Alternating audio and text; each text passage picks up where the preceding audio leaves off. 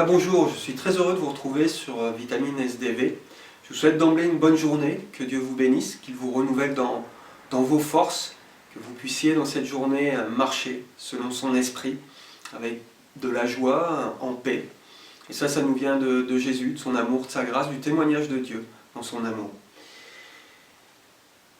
Je voudrais rebondir sur l'actualité de cette semaine. On a pu voir et entendre sur les ondes et par les médias ce qui s'est passé aux États-Unis au niveau du Capitole, ce déploiement de violence, ces manifestations et cette violence qui a été montrée sur la scène publique dans un établissement tel que le Capitole aux États-Unis. Tout ça part de querelles, de haine, de révolte, de mauvaise foi, d'orgueil, de mensonges, de fake news. Ça part d'un homme, vraisemblablement, je ne peux pas juger encore une fois, mais les faits sont là. Ça part de quelqu'un qui refuse la défaite. Ça parle d'injustice. La semaine dernière, je vous ai parlé du sentier et du chemin des justes. La parole de Dieu disait, et c'était dans les Proverbes, le sentier des justes est comme la lumière resplendissante dont l'éclat va croissant jusqu'au milieu du jour. La voie des méchants est comme les ténèbres, ils n'aperçoivent pas ce qui les fera tomber. C'est important de savoir ce qu'il y a dans nos cœurs, ce qui peut nous faire tomber ou ce qui peut déclencher des actes de violence, du mensonge, ce qui peut déclencher de la haine, ce qui peut déclencher du désordre. Et la parole de Dieu est là pour nous éclairer, pour voir ce qu'il y a dans nos cœurs. Le chemin du juste et le sentier du juste, et même le juste, peut-être ça peut vous interroger. On peut se poser la question sur qui est juste. Et peut-être vous-même, au fond de vous-même, vous vous dites, mais au fond, moi je ne suis pas forcément juste, il y a de l'injustice en moi. Et c'est précisément le chemin du juste. Celui qui est juste, le commencement de ce chemin, c'est de considérer ses propres voies et la propre injustice qui peut être au fond de nos cœurs. Jésus disait, cherchez premièrement le royaume de Dieu et sa justice.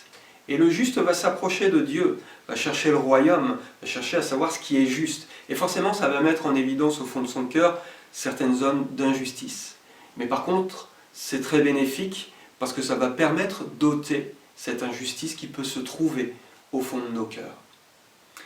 Jésus disait à un homme qui lui posait cette question, alors que Jésus descendait de la montagne sur laquelle il avait fait son serment et sur laquelle il expliquait aux hommes et à ses disciples la conduite qu'ils devaient adopter dans telle ou telle circonstance. Ça avait certainement découragé certains et un homme lui a posé cette question et on trouve ce passage dans l'évangile de Luc au chapitre 13. Un homme lui a dit « Mais Seigneur, n'y a-t-il que peu de gens qui soient sauvés ?» Alors peut-être que cet homme se considérait justement injuste et considérait ses voies et considérait le niveau tel que Jésus l'avait annoncé dans le sermon sur la montagne, le niveau de justice. Et c'est vrai que quand on s'approche de Dieu, le niveau de justice est parfaitement élevé et très élevé, ça pourrait décourager. Et Jésus a répondu ceci à cet homme, donc, qui, je le répète, lui disait « N'y a-t-il que peu de gens qui soient sauvés ?» Jésus lui répondit « Efforcez-vous d'entrer par la porte étroite, car je vous le dis, beaucoup chercheront à entrer et ne le pourront pas. » Jésus invite cet homme et nous invite et t'invite à rentrer par la porte étroite, mais à t'efforcer. Et le terme « efforcer » est intéressant.